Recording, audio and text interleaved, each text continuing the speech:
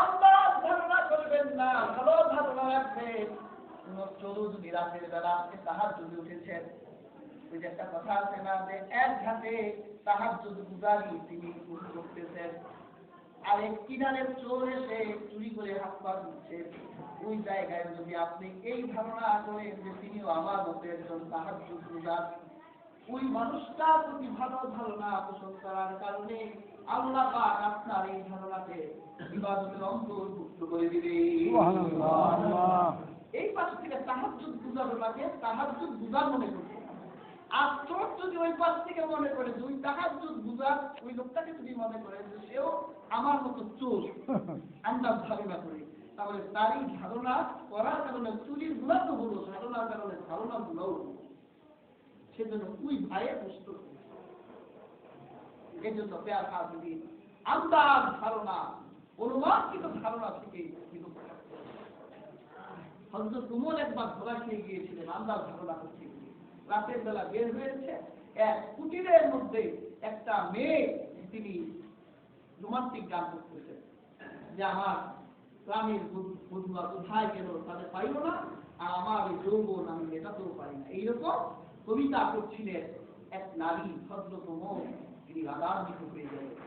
এত রজনী, গভীর রজনী, আর একজন নারীর কণ্ঠে থেকে যদি এইরকম কথা বের হয়ে আসে, এ নারী তো তার ইজ্জত নষ্ট হয়ে যাবে।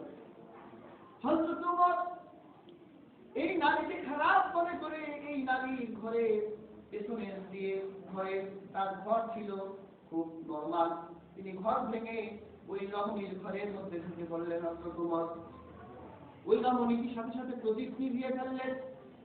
হযরত উমরকে চিনতে পারলেন না। ওই রমণী হযরত উমরকে লক্ষ্য করে বলছেন, যুবক তুমি কে?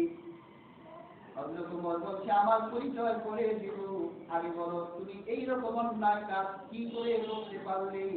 তুমি এইরকম নোংরা কথা রাতের গভীরে এভাবে উচ্চারণ করছো, তোমার ইজ্জত তো নষ্ট হয়ে যাবে, এত বড় অন্যায় তুমি করেছো। সকালবেলা উমরের আদালতে তোমাকে ওঠানো হবে, বিচার করা হবে।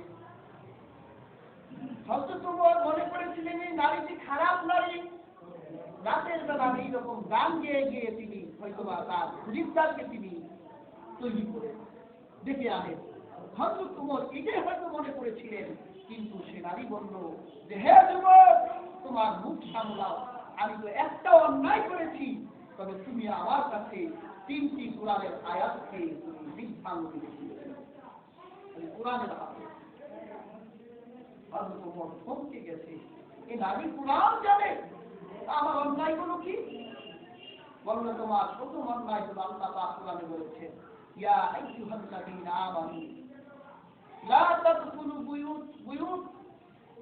বুয়ুতাকুম হাত্তা তাস্তানিসু ওয়া তুসাল্লিমু আলা আহলিহা।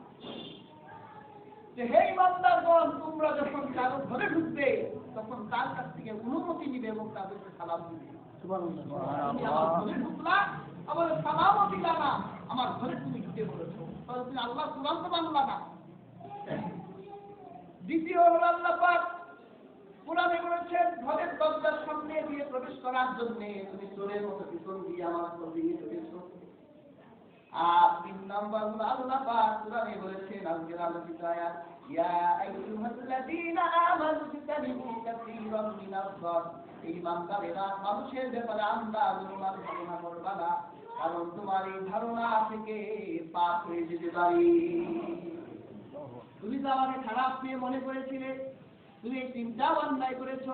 উমরের আদালতে যদি একটা অন্যায়ের বিচার আমার হয়, তাহলে তোমার 3টা অন্যায়ের রিপোর্ট আমি উমরের আদালতে করবো। হযরত উমর বলল, তুমি তাহলে এত রাত্রে ভাবে গান করলে কেন? সেই জন্য আমিরুল মুমিনিন হযরত উমর দায়ী, কারণ যেদিন আমার বিয়ে হলো, হিজাব কবুল হলো, আমার স্বামীর অপেক্ষায় বাসর ঘরে আমি বসা ছিলাম, এমন সময় আমিরুল মুমিনিন চিঠি লিখলেন যে হে আব্দুল্লাহ, তোমাকে এখনই যুদ্ধের সেনাপতি বানিয়ে দেওয়া হয়েছে, যুদ্ধে যেতে হবে। আমার স্বামী বাসর ঘরে ঢুকলো না, আমার সাথে দেখা করলো না, রাষ্ট্রের প্রধানের হুকুম মানার জন্য তিনি আমার বাসর সজ্জা ত্যাগ করে যুদ্ধের মাঠে চলে গেছে। সুবহানাল্লাহ। 3 মাস পর্যন্ত অপেক্ষা করলাম, স্বামী চিঠি লিখলো, স্বামী আমার যখন বাড়ির দিকে রওনা হলো, আমি সাজু কাজু করলাম, বসে রইলাম স্বামীর অপেক্ষায়। আবার তিনি চিঠি দিলেন, তোমাকে আরেক জায়গায় যেতে হবে। আরেক যুদ্ধের সেনাপতি বানায় আমার স্বামীকে আরেক জায়গায় পাঠিয়ে দেওয়া হলো। আমি 6টা মাস পর্যন্ত অপেক্ষা করলাম, আমার স্বামীকে ফিরল না। কাজে আমার স্বামীকে পাবার জন্য আমার হৃদয় যখন ছটফট করছিল, গভীরে আমার মনের আসক্তি, আমার মনের অসহনীয় যন্ত্রণা, আমি বলছিলাম মাহবুবের কাছে। হযরত ওমর বের হয়ে গেলেন, ঘরে গিয়ে নিজের আপন কন্যা আল্লাহর হাবিব সাল্লাল্লাহু আলাইহি ওয়াসাল্লামের স্ত্রী হযরতে হাফসা রাদিয়াল্লাহু আনহাকে জিজ্ঞাসা করলেন, একজন পুরুষ কয় মাস পর্যন্ত স্বামী ছাড়া থাকতে পারে? হযরতে হাফসা রাদিয়াল্লাহু আনহা বললেন, একজন পুরুষ আমার ক্ষেত্রে আমি স্বামী ছাড়া 3 মাস পর্যন্ত অপেক্ষা করতে পারি। চিঠি লিখলেন, আজ থেকে আমার প্রশাসনে যত লোক আছো, যারা সেনাবাহিনীতে কাজ করো, পুলিশ বাহিনীতে কাজ করো, 3 মাস অন্তর অন্তর তোমাদের ছুটি দেওয়া হবে, স্ত্রীদের সাথে তোমরা সমস্যা না। প্রথম আইন করলেন হযরত ওমর ইবনে খাত্তাব। স্বামী যখন বাড়ি ফিরলেন, তখন স্বামীকে স্ত্রী ডেকে বলছিলেন যে কালকে রাতে এক যুবক আমার ঘরে ঢুকেছিল, যুবককে আল্লাহ কুরআন দিয়ে আমি মুক্ত করেছি। তখন আব্দুল্লাহ বলেছিলেন, যে যুবক তোমার ঘরে ঢুকেছিল তিনি স্বয়ং আমিরুল মুমিনিন হযরত ওমর ছিলেন। সুবহানাল্লাহ। তিনি তোমার থেকে শিক্ষা গ্রহণ করেছেন। কাজেই দেখেন, এই আন্দাজ ধারণা করতে গিয়ে ধারণা কিন্তু উল্টাই গেছে। কাজেই আমরা মানুষের ব্যাপারে কখনো খারাপ ধারণা করবো না। যদিও তিনি খারাপ থাকে, তার খারাপটাই স্পষ্ট হওয়ার আগ পর্যন্ত তাদের ব্যাপারে ভালো ধারণাটাই রাখতে হবে। এই খারাপ ধারণা আপনাকে কোথায় নিয়ে যায়? আল্লাহ কুরআনে বলেছেন, ওয়ালা তাজাসসু। তখন যখন মানুষটার ব্যাপারে আপনার খারাপ ধারণা হয়, তখন তার দোষ খোঁজার জন্য একটা হৃদয়টাকে একটা লক করে দোষ করতে থাকে, তার কি দোষ। তখন আমরা গোয়েন্দা জাতিতে পরিণত হয়ে যাই, মানে অসাংবিধানিক সাংবাদিক হয়ে যায়। পেছনে লেগে থাকি যে তার কি কি দোষ আছে, হুজুরের কি কি দোষ আছে, নেতার কি কি দোষ আছে, এগুলি সবগুলি কালেক্ট করে বিরোধী দলের নেতা হাতে দেয়, বলে তিনি তো এমুক করেছে, তেমুক করেছে, তিনি তো অমুক তমুক। আর এই হুজুরকে বলে উনি অমুকের দালাল, তিনি তমুকের দালাল, তার এই দোষ, তিনি অমুকের দালাল। এই যে আমরা দোষ অন্বেষণ করে, দোষ তালাশ করে, এরপরে সেই দোষগুলো মানুষের কাছে বলে দিচ্ছি, আল্লাহ পাক বলেছেন, ওয়ালা ইয়াগতাব বা'দুকুম বা'দা, তোমরা কখনো একজনের ব্যাপারে আরেকজন গীবত করবে না। গীবত কি? আল্লাহ রাসূল সাহাবীদেরকে বললেন গীবত কি? সাহাবায়ে কেরাম বলতে আল্লাহ রাসূল, আমরা তো গীবতের সংজ্ঞা জানি, আপনি বলে দেন। রাসূলুল্লাহ বলেছেন, জিক্রু আকাকা বিমা ইয়াকরা, এমন কথা তোমার ভাইয়ের ব্যাপারে তুমি বলবে যে কথাটা শুনলে তোমার ভাইও পছন্দ হবে। যেমন ধরে এলাকার খুব ভালো ছেলে, ছেলেটা খুবই ভালো, ছেলেটা হঠাৎ করে একদিন সিগারেট ছেলে হাতে দিচ্ছে, তখন আপনি কি করলেন? এই ছেলেটা, এই দোষটা 5 জনের কাছে বলে দিলেন, দেখছো ছেলেটা কত ভালো মনে করতাম, ছেলেটা পড়াশোনারও ভালো, বুদ্ধিও খারাপ না, কিন্তু এই ছেলেটা সিগারেট খায়, ছি ছি ছি। এই যে 5 জনের কাছে বলে দিলেন, আল্লাহ রাসূল বলে এটা গীবত। সবাই না বলছে দোষটা তো তার আছে, গীবত হলো কেন? রাসূল বলল যে দোষটা থাকার কারণেই গীবত হয়েছে, যদি দোষটা না থাকতো তাহলে সেটা বুহতান হতো, অপমান হতো। আপনার কাজ হলো এটা বলে দেওয়া না, যে ছেলের হাতে সিগারেটটা দেখছে তাহলে ডাক্তারের বাজারে দিকে আয়, তোমাকে আমি অনেক স্নেহ করি, অনেক ভালোবাসি, তোমার কাছে আমি এটা আশা করতে পারি না, কাজেই তুমি এটাকে ছেড়ে দাও, এটা আর কখনো যেন তোমার হাতে না দেখি। আল্লাহ রাসূল বলেছেন, যদি এইরকম হয় আর তার এই দোষটাকে যদি গোপন রাখে, এখানে একটা এক্সাম্পল দিলাম, যদি গোপন রাখে এইরকম কোনো মুমিন ভাইয়ের কোনো দোষ যদি গোপন রাখে, আল্লাহ রাসূল বলেছেন, মান সাতারা মুসলিমান সাতারাহুল্লাহু ফিদ দুনিয়া ওয়াল আখিরা, যে ব্যক্তি তার মুসলিম ভাইয়ের কোনো দোষ গোপন রাখলো, আল্লাহ কিয়ামতের দিন তার দোষ গোপন রাখবে। সুবহানাল্লাহ। আপনি বলতে পারেন বলাই যাবে না, হ্যাঁ, বলার একটা দিক নির্দেশনা আছে, কিভাবে আপনি বলবেন, কি কি কারণে আপনি বলবেন। কোন ব্যক্তি যদি তার দোষ এমন জাতীয় দোষ যে দোষে দেশ ও জাতির ক্ষতি হয়, এইরকম লোকের ব্যাপারে গোপন রাখি আল্লাহ পাক আমার দোষ গোপন রাখবে, এটা অন্যায়। যেমন কোন এক ব্যবসায়ী অভ্যাস হলো চালের সাথে পাথর মেশানো, আপনি দেখেন সেই পাথর মিশাচ্ছে। এবার আপনি যদি চুপ থাকেন যে না বলা যাবে না, এটা বললে মুসলমান ভাই বললে তো আল্লাহ আমার খারাপ দোষ বলে দিবেন, আপনি যদি এখানে চুপ থাকেন তাহলে আল্লাহর কাছে একটা জবাব চিন্তা করতে হবে, কারণ এই ব্যক্তির দ্বারা দেশ ও জাতির ক্ষতি করছে। কারণ সে চালের সাথে পাথর মেশায়, মানুষকে ধোঁকা দেয়। আবার দেখলাম মিনিকেট চাল, এটা আমরা খাই না, এটা কত ধোঁকা। এটা নিয়ে দেখলাম আমাদের মিডিয়াগুলো অনেক প্রচার করেছে। মিনিকেট চালগুলো, মোটা চালগুলো কেটে চিকন বানায় বাজারে বিক্রি করছে, 30 টাকা 4-15 টাকা বানায় 45 টাকা বানায়। এই যে জাতির সাথে যারা ধোঁকা দিচ্ছে, তাদের ইনফরমেশন, তাদের ডাটা যদি আপনার কাছে এসে যায়, তখন আপনার ইমানি দায়িত্ব হবে ওই লোকটাকে জাতির সামনে প্রকাশ করে দেওয়া। কোন এক ব্যক্তিকে দেখছেন যে তিনি ফলের সাথে ফরমালিন মিশায়, মানুষকে ধ্বংস করে দেওয়ার কাজে নিয়োজিত, তখন আপনার ইমানের দায়িত্ব হলো এই লোকটাকে মানুষের কাছে প্রকাশ করে দেওয়া। এইরকম যে দোষগুলো দেশ এবং জাতির ক্ষতি হয়, যারা দেশ ও জাতিকে ধ্বংস করার কাজে লিপ্ত, তাদের দোষগুলো বলে দেওয়া রাসূলের আদর্শ। আর যদি ছোটখাটো সিলি যেটা আপনি দেখে, যেটা আপনি সলভ করে দিতে পারেন, এইরকম দোষ মুসলমান ভাইয়ের মধ্যে যদি থাকে, তাকে দেখে নিয়ে তাকে বলে দিবেন যে এইরকম দোষ আপনার কাছে আশা করতে পারি না। একজন ইমাম, আমি আজকে এই আলোচনাগুলো কেন করছি, এই গতকাল একজন ব্যক্তি আমাকে একজন ইমামের ব্যাপারে রিপোর্ট করলো যে হুজুর আমি মসজিদে গিয়েছি, মসজিদে যাওয়ার পরে ফজরের নামাজের সময় হয়ে গেছে, হুজুর আসে নাই। এরপরে 2 মিনিট অপেক্ষা করলাম, হুজুর আসে নাই। আমি নামাজ পড়ে বাড়ি চলে আসছি। হুজুর যখন জোহরে আসলো, জিজ্ঞাসা করলাম হুজুর ফজরে মানুষ কেমন হয়েছে, কেমন চালাক হল? তো হুজুরে তিনি বলেছেন যে ফজরে মানুষ হয়নি, কেউ উপস্থিত হয় না। হুজুর হয়তো বা মানসিক খাটাইছে, কেউ উপস্থিত হয় না, আমি উপস্থিত হই। ওই লোকটা বললো না, আপনি মিথ্যা কথা বলছেন কেন? আমি তো হাজির হলাম, তাই আপনারও দেখি না, আপনি নামাজ করছেন কি? আমি বললাম যে এই কথাটা আপনি কয়জনের কাছে বলছেন? তো উনি বললো যে বেশ কয়েকজনের কাছে বলছেন। আমি বললাম আচ্ছা, হুজুর একটা দোষ করছি। আপনার প্রথম কাজ ছিল হুজুরকে বলা যে আপনি তো মিথ্যা কথা বলছেন, আপনাকে শ্রদ্ধা করি, শ্রদ্ধা করার কারণে আপনার পিছনে দাঁড়িয়ে নামাজ পড়ি, শ্রদ্ধাবোধ না থাকলে নামাজ পড়তাম না। তো আপনাকে এত শ্রদ্ধা করি, আপনি মিথ্যা কথা বললেন যে আপনি তো নামাজ আসেন নাই, আমি এসেছিলাম। কাজেই হুজুর আপনি সাবধান হয়ে যান, মিথ্যা পরিহার করুন। যদি মিথ্যা পরিহার না করে আপনার উপর থেকে শ্রদ্ধা উঠে যাবে, আপনাকে আর শ্রদ্ধা করতে পারবে না। কাজেই মিথ্যা পরিহার করুন, মিথ্যা ছেড়ে দেন, তাহলে আপনার প্রতি সম্মান থাকবে।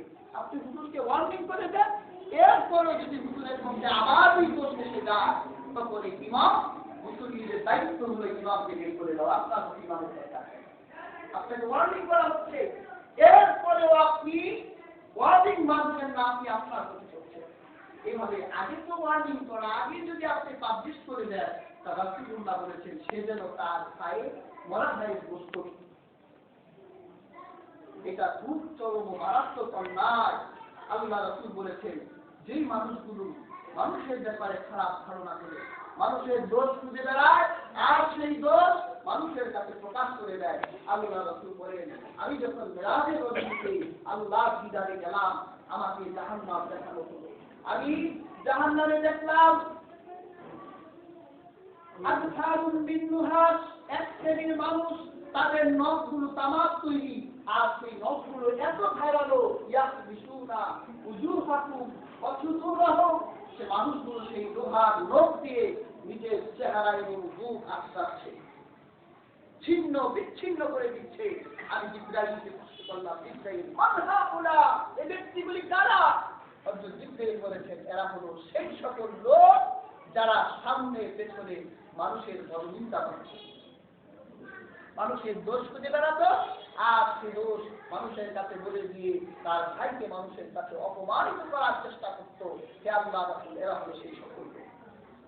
আল্লাহ কোরআনে বলেছেন ওয়াইলুল লিকুল্লি হুমাযাতিল লুমাযা, আল্লাহ বলেছেন দুর্ভোগ ধ্বংস ওই ব্যক্তি যে ব্যক্তি সামনে পিছনে মানুষের পরনিন্দা করে, মানুষের খারাপ জিনিস চর্চা করে। এরপর আল্লাহ পাক বলেন আল্লাযী জামাআ মালান ওয়া আদ্দাদা, আর এই মানুষগুলো সম্পদ জমা করে আর সম্পদ গণনা করে যে সম্পদগুলো বিপদে আমাদের কাজে লাগছে। আয়াহসাবু আন্না মালাহু আখলাদা, হয়তো তারা ধারণা করে যে এই সম্পদ আমাকে চিরকাল পর্যন্ত বাঁচিয়ে রাখবে। আল্লাহ পাক বলেন কাল্লা লা ইউবাদান্না ফিল হুতামা, আল্লাহ পাক বলেন কখনো নয়, এই মানুষগুলো হুতামা নামের দুজকে হাজির হবে। নাউযুবিল্লাহ। আল্লাহ পাক প্রশ্ন করেন আমা আতরাকা মাল হুতামা, হাবিব আপনি কি জানেন হুতামা দুজক কি? নারুল্লাহিল মুকাদা, হুতামা নামের দুজক হলো প্রজ্বলিত আগুন, যে আগুন মানুষের হৃদয় পর্যন্ত পৌঁছে যাবে আর এই আগুন মানুষকে আবিষ্ট করে রাখবে। আব্দুল্লাহ বিন আব্বাস এই আয়াতের ব্যাখ্যায় লিখেছেন পরনিন্দাকারী বিপদকারীকে আল্লাহ পাক কিয়ামতের দিন লোহার সিন্ধুকের মধ্যে পড়বে, এরপরে সেই সিন্ধুক তারা আবদ্ধ করে জাহান্নামের আগুনের মধ্যে ফেলে দেওয়া হবে। ওই মানুষগুলো যাতে এই সিন্ধুক থেকে আর বের হতে না পারে, তারপরে জাহান্নামের আগুন তাকে এমনভাবে দহন করবে, তাকে এমনভাবে জ্বালিয়ে দিবে তার কলিজা পর্যন্ত জ্বলে যাবে। আল্লাহ পাক বলে এই পরিণাম হলো বিপদকারী যে ব্যক্তি তার ভাইয়ের পরনিন্দা মানুষের কাছে বলে বেড়াতো। তাদেরকে আর মুসলমান এই দোষগুলো থেকে আমাদের বাঁচার জন্য আপনার রাস্তা হলো আল্লাহ কোরআনে বলেছেন ওয়াত্তাকুল্লাহ, যে আল্লাহর কাছে আল্লাহকে তুমি ভয় করবে। যদি তুমি অন্যায় করে থাকো, বলেছে আল্লাহ পাক বলেছেন তওবা করে থাকবে, ইন্নাল্লাহা তাওয়াবুর রহিম, আল্লাহ পাক তোমার তওবা গ্রহণ করবে, তোমার জীবনের গুনাহগুলো মাফ করবে। যার যার ব্যাপারে আপনি বিরোধ করেছেন, তিনি যদি জীবিত থাকে তার কাছে কি আপনি ক্ষমা চেয়ে দিবেন, কারণ বান্দার হক। তাহলে আপনি যদি তার কাছে ক্ষমা চেয়ে নেন, অথবা তিনি যদি মারা যেয়ে থাকেন, তাহলে তার বংশধরদের কাছে ছেলে সন্তানদের কাছে ক্ষমা চেয়ে দিতে হবে। অবশ্যই এটা বান্দার হক, এটি আল্লাহ পাক ক্ষমা করবেন না। আল্লাহ ইচ্ছা করলে সব মাফ করতে পারে, কিন্তু আল্লাহরও তো একটা শৃঙ্খলা আছে, নিজাম আছে। এই জন্য আল্লাহ বান্দার হক মাফ করবেন না, বান্দার হক বান্দার কাছে মাফ করতে হবে। যার সম্মান নষ্ট করেছে তার কাছে গিয়েই আপনার ক্ষমা চেয়ে নিতে হবে যে ভাই হাসি তামাশা করে অথবা রাগের বশবর্তী হয়ে ঝাল মেটাবার জন্য আমি তো তোমার ব্যাপারে এরকম বিপদ করে ফেলেছিলাম। আর আমাদের দেশে একটি লোক আছে ভালো কথা শুনে না, গীবত খুব মজা লাগে শুনতে। এই জন্য রাসূল হাদিসে বলেছেন আল মুস্তামি ও আহাদুল মুস্তামি, যে ব্যক্তি গীবত শুনে সেও গীবতের অপরাধের অপরাধী। এই জন্য আপনার কাছে কেউ গীবত করলে শুনবেন না, ভাই বাদ দেন, এটা দরকার নেই। আপনি যদি আপনার ভাইয়ের জীবনের দোষ জীবনে গোপন রাখে, আল্লাহ আপনার জন্য গোপন রাখবেন। ইসরাঈলের সময় হযরত মূসা আলাইহিস সালামের সময় দীর্ঘদিন পর্যন্ত আকাশে বৃষ্টি হতো না। হযরত মূসা ৭০,০০০ উম্মত নিয়ে তুর পাহাড়ে গেলেন, হে আল্লাহ আমরা কি অপরাধ করলাম, কেন আমাদেরকে বৃষ্টি দেওয়া হয় না, আমাদের জমিগুলো অনুর্বর হয়ে যাচ্ছে, ফসলগুলো ধ্বংস হয়ে যাচ্ছে, আমরা তো না খেয়ে মরে যাওয়ার উপক্রম হয়ে গেছি। আল্লাহ পাক বলেন মুসা রে, আমি তো বৃষ্টি দিই না এই ৭০,০০০ উম্মতের মধ্যে একটা লোকের জন্য। আল্লাহ বললো, আল্লাহ পাক বললো যে ওই লোকটা এই দোষ করে। হযরত মূসা আলাইহিস সালামকে আল্লাহ পাক বললো মুসা, ওই লোকটাকে যদি এই দল থেকে বের করে দিতে পারো তাহলে আমি আল্লাহ তোমাদের জন্য বৃষ্টি দেব। হে লোক সকল, তোমাদের মধ্যে কে আছো এই অপরাধ করো, তোমার কারণে আমাদের বৃষ্টি বন্ধ হয়ে গেছে, তাড়াতাড়ি দল থেকে যেত। ওই ব্যক্তিটা বুঝে গেল এই অন্যায় আমি করি, আজকে যদি এই 70,000 মানুষের সামনে আমাকে বের করে দেওয়া হয়, এই 70,000 মানুষ তো আমাকে চিনে ফেলবে, আমি তো লজ্জা পেয়ে যাব। তুমি তো সাত্তার, তুমি তো মানুষের দোষকে গোপন করে থাকো। আয় আল্লাহ পাক, আমি তওবা করছি, আমি আর কোনোদিন অন্যায় করবো না। এতগুলো মানুষের সামনে আমাকে লজ্জা দিয়েন না। এই কথাটা বলতে দেরি হলো, আল্লাহ পাক মুষলধারে বৃষ্টি নাযিল করলেন। হযরত মুসা আলাইহিস সালাম অবাক হয়ে গেলেন, রব এখনো দেরি তো করলাম না, বৃষ্টি দিলেন কেন? আল্লাহ পাক বলে, ওরে মুসা, আমি তো আমার বান্দাদের জীবনের গুনাহগুলো গোপন করে রাখি। আমার বান্দা আমার সাথে ওয়াদা করেছে, এজন্য আমি আল্লাহ আমার বান্দার জীবনের গুনাহগুলো গোপন করে ওদের উপর রহমতের বৃষ্টি নাযিল করে দিলাম। সুবহানাল্লাহ। তো মুসা আলাইহিস সালামের উম্মত যদি এই রকম ফেসিলিটি পায়, তো মুহাম্মদ নবীর উম্মতটা পাবে না? পাবে। তিনি তো সকল নবীর নবী। আল্লাহ তো বলেছেন, হাবিব আপনি সকল নবীদের সর্দার, আর আপনার উম্মত সকল উম্মতের সর্দার। সুবহানাল্লাহ। মুহাম্মদ নবীর উম্মত অবশ্যই নাজাত পাবে যদি তিনি তওবা করেন, আল্লাহ পাক তওবা কবুল করবেন। প্রিয় সাথী, আজকের আলোচিত আয়াত থেকে আমরা এতটুকু বুঝলাম, মানুষের ব্যাপারে আল্লাহর ধারণা করা যাবে না, মানুষের দোষ খোঁজা যাবে না, মানুষের ব্যাপারে বিরোধ শেখায়ত করা যাবে না। আল্লাহ পাক এই দোষগুলো থেকে আমাদের হেফাজত করুন। যারা সুন্দর করেন সুন্দর করুন, আর 2-4 মিনিট বেশি নিয়েছি জন্য ক্ষমা প্রার্থী।